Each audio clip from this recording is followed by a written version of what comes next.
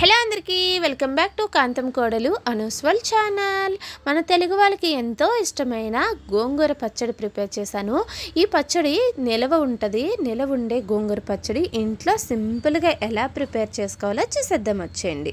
ముందుగా గోంగూరని శుభ్రం కడిగేసుకుని మామూలు ఒక క్లాత్ మీద ఆరబెట్టేశాను. ఎండలో కాకుండా జస్ట్ అలా కాటన్ క్లాత్ మీద ఆరబెట్టేసుకున్నాను.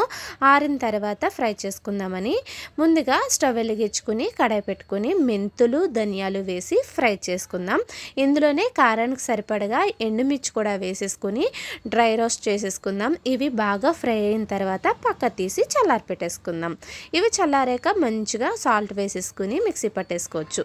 ఇప్పుడు ఇదే కడాయిలో ఆయిల్ వేసేసుకుని శుభ్రంగా కడిగి ఆరిపెట్టుకున్న గోంగూరని ఫ్రై చేసేసుకుందాం. ఇది ఫ్రై అవుతూ ఉంటుంది. ఇప్పుడు చల్లారిన ఎండుమిర్చి ధనియాలు మెంతులు రుచికి సరిపడగా ఉప్పు కూడా వేసేసుకుని మెత్తగా మిక్సీ పట్టేసుకుందాం. గోంగూర బాగా ఫ్రై అయింది కదా, ఇప్పుడు ఇందులోకి మిక్సీ పట్టుకున్న ఎండుమిర్చి ధనియాలు ఉప్పు అన్నీ కలిపి మెత్తగా మిక్సీ పట్టుకున్న పౌడర్ని గోంగూరలో వేసేసుకుని బాగా మిక్స్ అయ్యే వరకు కలిపేసుకుందాం. ఇది బాగా మిక్స్ అయిన తర్వాత పక్కన పెట్టేసి వేరే కడాయి పెట్టుకుని తాలింపు వేసుకుందాం. తాలింపు కోసం ఆయిల్ వేసుకుని వేడెక్కిన తర్వాత ఇందులోకి వెల్లుల్లిపాయలు ఎక్కువగా ఉంటే చాలా బాగుంటుంది. వెల్లుల్లిపాయలు ఒక 2 ఎండుమిర్చి కూడా వేసేసుకుని వెల్లుల్లిపాయలు వేగిన తర్వాత కరివేపాకు కొద్దిగా ఇంగువ కూడా వేసేసి ఫ్రై చేసుకుందాం. ఇంగువ ఇష్టం లేని వాళ్ళు అయితే వేసుకోక్కర్లేదు.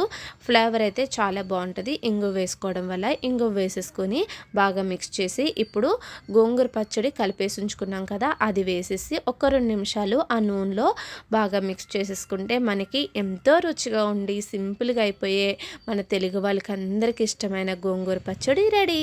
ఇప్పుడు ఈ పచ్చడిని వేడి అన్నంలో కలుపుకుని తింటే టేస్ట్ నెక్స్ట్ లెవెల్లో ఉంది. మరి ఈ గోంగూర పచ్చడి మీకు నచ్చిందా? చూస్తే ఎలాగుందో కామెంట్ చేయండి.